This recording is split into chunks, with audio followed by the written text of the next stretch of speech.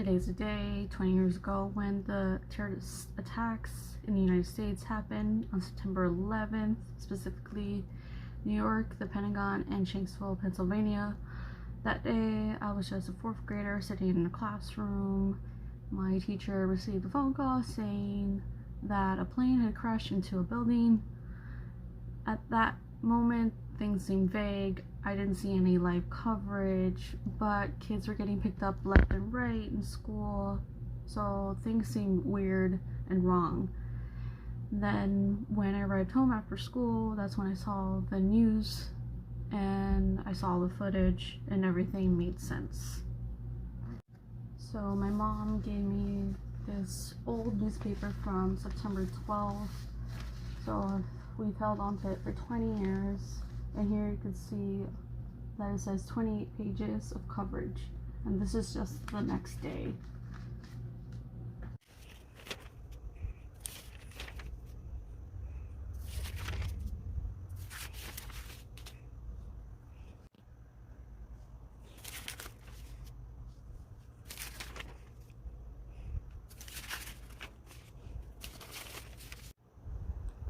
So over here they have a picture of the falling man, and this was turned into a documentary a few years after, and actually mentioned it in an old video. It's definitely a sad watch, but it's an interesting one.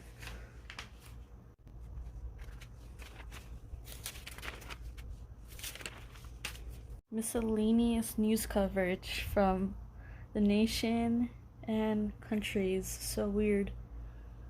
So in fourth grade, we would do class assignments from these Kid Edition Time magazines that were very short, just a few pages, and we would read articles and then do work based on them. And of course, after 9/11, they came out with this special edition, and I never threw it away.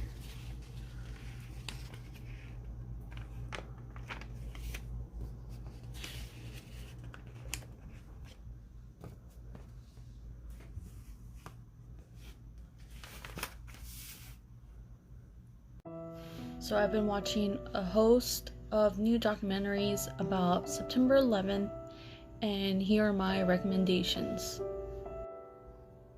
9/11, One Day in America. I saw this last week on Hulu, but this is also airing on Nat Geo if you happen to have cable. So this is 6 whole episodes, and I happened to binge all of them in one night because it was just so good. I think this is actually the best documentary I've seen on the whole tragedy. It just mostly goes hour by hour of the accounts of that day that happened in the 3 different states. Not anything on the day after or the months after, just that one specific day. Memory Box Echoes of 9/11. This aired on MSNBC this week, but it's also streaming on Peacock, which is where I watched it. This one was unique because the artist behind it created this booth box that was soundproof and invited people from all 3 states that were affected by the attacks to just vent and discuss about their experience privately. And then 20 years later, some of those people returned to reflect and talk about their experience. Too Soon, Comedy After 9/11. This is on Vice, and I thought this was a unique departure from the run-of-the-mill documentaries that I've seen on the topic. When these attacks happened, as a society, we didn't know what to do. We felt numb. We weren't sure if we were allowed to laugh ever again. Basically, it's about how the comedians in main media approach the topic of 9/11 with decorum, but also having freedom of speech and allowing to speak their mind and allowing people to laugh. Yep, this one came out. You probably think it's a joke, but it's not. I don't really buy into the psychic thing, but this episode was emotional. For me, mostly I just like to hear about the families and what the victims were like, and just getting to know them. No responders left behind. This is on Discovery Plus, and it's about the rescue workers who became sick after working at Ground Zero. Healthcare is costly in this country, so it's about these people making a bill to have the healthcare, financially accessible and easy for them. And Jon Stewart is in it, so that's cool. The 20th anniversary of 9/11 is coming up in exactly 6 days. So I've been watching and rewatching documentaries about the tragedy, and one of them was on Wells Crowther, and he was a guy that was working in the World Trade Center, the South Tower, on 9/11, and he rescued some people. So I've actually known about this young man through the years, but I really got to know his full story when I watched this documentary called Man in Red Bandana. It's told by his family and friends, but it's kind of a low budget documentary, I won't lie, but it's still a good one, and you probably will cry. Wells was only 24 years old when he was working in the South Tower, and Flight 175 struck through that building. Even though he was seen not to be injured, he still helped the lost and injured to safety into a stairwell that wasn't obstructed by the plane crash. The witnesses that saw him said he was wearing a red bandana over his face to just shield himself from smoke and fire. When Wells was a kid, he was given this red bandana as a gift, and he would hold on to that bandana every day for the rest of his life until 9/11. And it was just, this thing that was known about him, and his dad would wear a blue bandana, so it was just a special thing between father and son. I guess the heroism that came out of Wells might have been altruistic, or the fact that his own dad was a firefighter, but he helped a lot of people escape that day, and it is known that he reached the main lobby but never made it out. He passed away, and his remains weren't found until maybe 8 or 9 months after the attacks. Wells' mother was reading the New York Times almost a year after the attacks, and she was reading the accounts of that day, and when she read about Floor 78, she saw that people mentioned this man in a red bandana that was helping people to safety, and right then and there she knew this was her son. Overall, it's an emotional documentary that people should see. My only gripe is with the narration, and not that I have anything against Gwyneth Paltrow, but there's just something about it doesn't sync well with the documentary and the background music and the sounds. Seeing this though makes you wish you were his friend for the short life that he lived.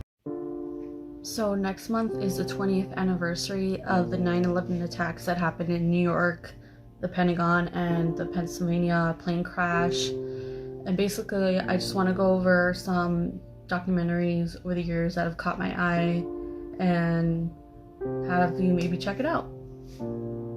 First up is A Woman Who Wasn't There, and I first saw this in 2012 on TV, and this documentary blew my mind. So basically it's about this woman named Tanya Head. She reached out to survivors of 9/11 in the aftermath, and just became good friends with these people in the network system. And she told people that her husband died in the towers, and also that Tanya worked in the World Trade Center, and she was rescued by this young firefighter who later died in the World Trade Center. But then later on, people start to get suspicious of the story, and it's really good, so go watch it. It's on Tubi and Amazon Prime. Did you know there was a Marriott hotel in front of the World Trade Center? There is a documentary called The 9/11 Hotel, which is about the Marriott and the survivor stories of the people who were in that building. like employees and the people staying there, and it's really crazy. I love it. I first saw it on the History Channel a bunch of years ago, but it's worth a watch. This one right here is about the victims in the Twin Towers and on the airplanes that crashed. They left voicemails to their loved ones on that day, and the documentary airs those voicemails, and it's really sad. Like, it's their last moments on this earth, and it'll probably make you cry. I think I cried, but I don't know, it's a really good one, so check it out. You can find it on YouTube. I remember one particular case from this documentary where this woman traveling from California went to the towers that morning, and then the plane crashes, and she calls her dad and her husband, and she says, "I'm trapped. I don't know what's going on here." That one I remember the most. Last but not least is The Falling Man. This is a really good one. It's about this photographer from the Associated Press who was there on site of the World Trade Center attacks happening, and he was taking photos as it was going on, and then later he found this photo in his downtime, and he tries to find out who it is. It's really good. Also, don't forget to listen to Missing on 9/11, a podcast recommendation I made. Podcast recommendation one is called Missing on 9/11. I began listening to this show like literally last night, and I'm all caught up, and it's still an ongoing podcast. I think there's a new episode that comes out tomorrow, but I just wanted to tell people about it. The show has to do with the disappearance of Sanea Phillips, and it's kind of mostly related to the 9/11 terrorist attacks. I've known about this case for a few years. I've read multiple articles, I've seen the Unsolved Mysteries segment, and Reddit posts about the case, but this podcast is like a deep dive into, what might have happened. Sanea was a medical professional living in New York City with her husband. They actually lived 900 feet away from the World Trade Center at the time. The last day that Sanea communicated with her husband and family that actually lived nearby in NYC was on September 10th, which was on a Monday. And purportedly, she never went home on that night after being seen shopping at Century 21, which is a store in New York City. This podcast is produced by iHeartRadio. There were details regarding the case that I learned for the first time, so that's why I think it's worth it to listen to this show. The host, John, interviews a past colleague of hers and even the detective that worked on her disappearance. Sanea didn't work at the World Trade Center, but like I said, she lived nearby the Twin Towers, so people believe she might have seen what happened, ran outside, and probably went to help and rescue some injured people, and likely died as a result of the towers collapsing. Or maybe it was foul play on 9/10, or she just ran away from her life. And that's what this podcast explores. The 9/11 attacks will turn 20 in 2 months, and just it goes to show how crazy time flies, and we all remember where we were on that day. I'm personally fascinated by this tragedy because we all lived through it, and I always watch documentaries. I always like to read articles about it. Yeah, so go ahead and listen to Missing on 9/11. It's on Spotify where I heard it, but it's probably on iTunes and Stitcher and other apps where you could listen to podcasts. So tomorrow is the 20th anniversary of the 9/11 attacks that happened in New York, the Pentagon, and in Pennsylvania. All week I've been watching new documentaries on the subject, but I want to give a personal shout out to a book I'm currently reading. It's called September 11th in Oral History by Dean Murphy. And the author of this book was actually supposed to cover a local election that was happening in New York City on that Tuesday morning, but everything changed, and subsequently he wrote this book and he interviewed different survivors of that day, And so those survivors tell their accounts, you know, how they reacted and processed that terrible event. This book is from 2002. I don't think any big chain bookstores sell it, so you're gonna have to check on Amazon or check your local library. I checked it out at my library. I was looking up to get a copy, but like I said, I watched different things, but I've never read a book on the matter. So if you're interested in getting into a headspace and, you know, getting into the trenches of that difficult and terrible day, I would check out this book right here.